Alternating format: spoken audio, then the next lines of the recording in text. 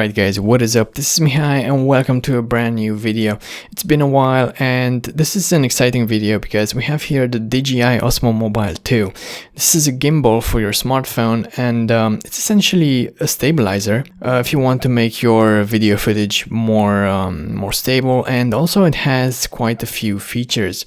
This is going to be a quick unboxing and just some tips that I have for you because I already opened it and used it quite a bit, and I formed an opinion about it. So it doesn't come with much, it just comes with this hard foam case. As far as foam goes, this is quite a nice one. It's very dense. And you are meant to keep this case. It has this plastic edge, so it will last quite a while. I don't imagine it failing anytime soon. So this is pretty much what comes in the box. It's just the gimbal and a micro USB cable. It doesn't have a charger, and this is the first tip I have for you guys. I encountered this problem, and when I did, I went online and searched for other people with the same problem, and guess what? I found a lot of people with the same problem. On the DJI forums, it's full of this. Essentially, when it came, the battery was drained. It didn't have any battery. So to check your battery, you just press the mode button once and it shows you how much battery it has. So now it's full, but when I got it, it had only one dot and it was blinking, showing me that it's empty.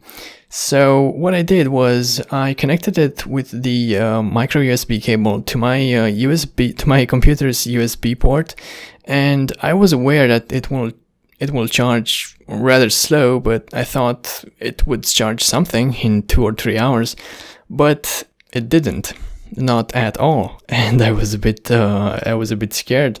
I thought it's a faulty one or something, and then I went online on the forums and saw that many people had the same problem.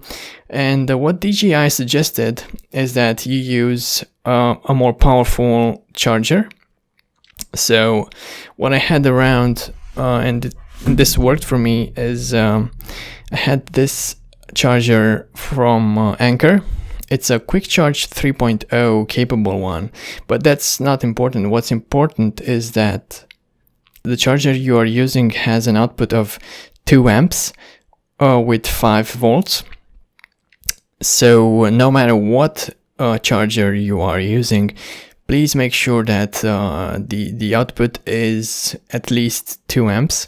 This one is an adaptive one. It can deliver less than 2 amps and even more than 2. But yeah, just as a general rule, I've read about people who tried to use an iPhone charger and didn't charge at all. Even left it over the weekend and it didn't seem to do anything. It didn't charge.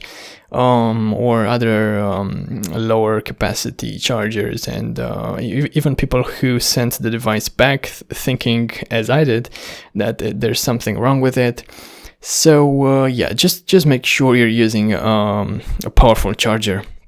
Other than that, what I recommend is you getting a separated mini tripod or something, because it doesn't have one included in the box.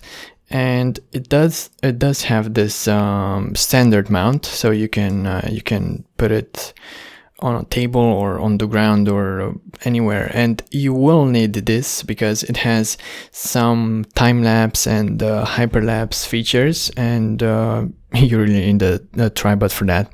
So what I got is this little tripod from Manfrotto.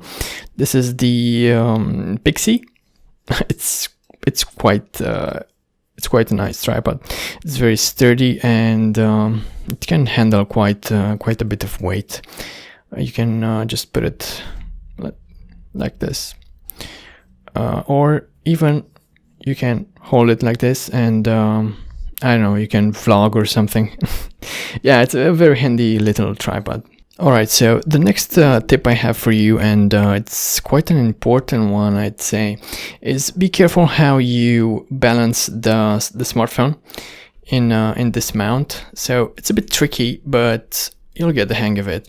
So just put it right at the bottom here, and then what you want to make sure of is that on the back it's well balanced as well. This thing has to be in the middle, and then you just crank this little dot.